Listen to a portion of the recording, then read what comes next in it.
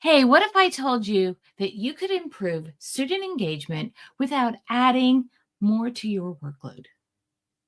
Hi, I'm Cheri Dotterer. Welcome to the Writing and Math Junction for educators. Whether you're a teacher or an occupational therapist or another service provider, this session is for you. In just a few minutes, I'll give you some insights to make teaching easier and learn more impactful classroom management for your whole classroom or even those small groups. But before I do, here's what's happening this week on our podcasts at the Learning Disabilities Podcast Network. This week on The Writing Glitch, we are unpacking literacy with Rachel Schechter. This episode is called Discover How to Choose the Right Literacy Programs. What you'll learn in this episode is what evidence-based really means and why it's different from research-based. The biggest mistakes schools make when selecting literacy programs. You could also add that to writing programs because this will really help you understand how to get evidence-based research in your school. How to verify an educational product that is fully backed by research, why character and storytelling play a role in student engagement, and where to find trusted resources like What Works Clearinghouse and evidence for the ESSA. For you occupational therapists, you may be wondering why this episode relates to writing. Well, if you discover how the research-based works in the world of education, then you can take your interventions to the masses utilizing their format. Over in Tier 1 Interventions podcast, we are sharing the foundations of improving mathematics. This podcast this week is really concentrating on the cognitive science of mathematics using our reference task number 8, the staircase. The staircase helps differentiate instruction for the whole classroom. It is a way and an activity that helps students learn this. It helps students understand math facts and fractions and function. The science behind this task and all of the reference tasks in Tier 1 interventions are based on cognitive learning.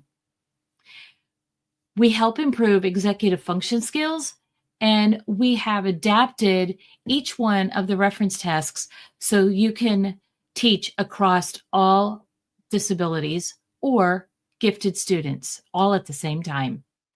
This week's episode is called Differentiated Instruction in the Regular Education Classroom. You can listen to either of those podcasts on your favorite podcast app, or you can watch them on YouTube. Now, back to my Thursday teaching hack of the week. Have you ever noticed that small changes in the classroom environment can make a huge difference in focus?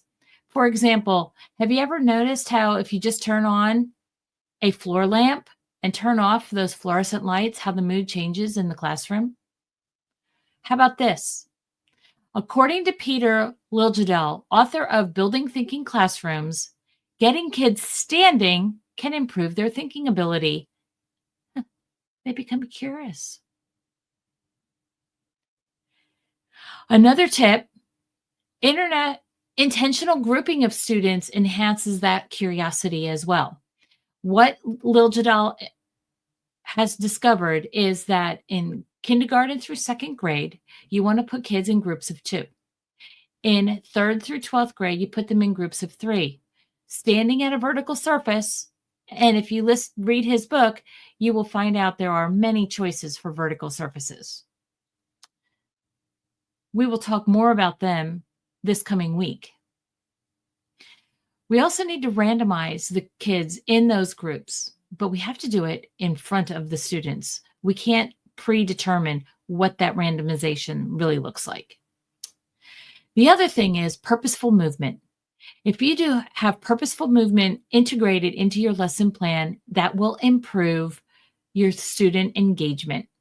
For instance, the handstand flip, getting them to reach up over their heads with their palms parallel to the ceiling and their feet flat on the floor. They're standing up, they're stretching, they can concentrate on breathing, they're in full extension. It's going to wake up their core and it's going to prepare them for action. You can also do interlaced bilateral integration, especially for those students who are struggling with some kind of symbol that you need them to use for the math assignment for the day, or if they're stuck on a letter or a number, you can use interlaced bilateral integration. You put both hands together, palms away from you, and you air write with both hands together. It's a little bit more neuroscience than just doing air writing with one finger, because you're forcing both sides of the brain to equally engage in the activity. You want to learn more about what we're talking about here? Join us next Thursday. That is, there it is, February 12th at 7 p.m. for Impact Wednesday for School Success. Jonalee and I are going to go a little bit deeper into building thinking classrooms and how building the activities in building thinking classrooms help kids engage in a flow state. You don't know what a flow state is? Come join us next Wednesday and learn more about it. The link for registration will be in the show notes or the caption. And you want to catch those full episodes of the Writing Glitch and Tier 1 Interventions podcast. And do us a favor. Click that button so that you subscribe to the podcast and you learn when the next episode is coming out. And write a comment. Let us know what you liked or you didn't like about the episode. And remember, you were put here for such a time as this. You can go make a difference in your classroom. This has been Cheri Dotterer from the Learning Disabilities Podcast Network. See you next Thursday.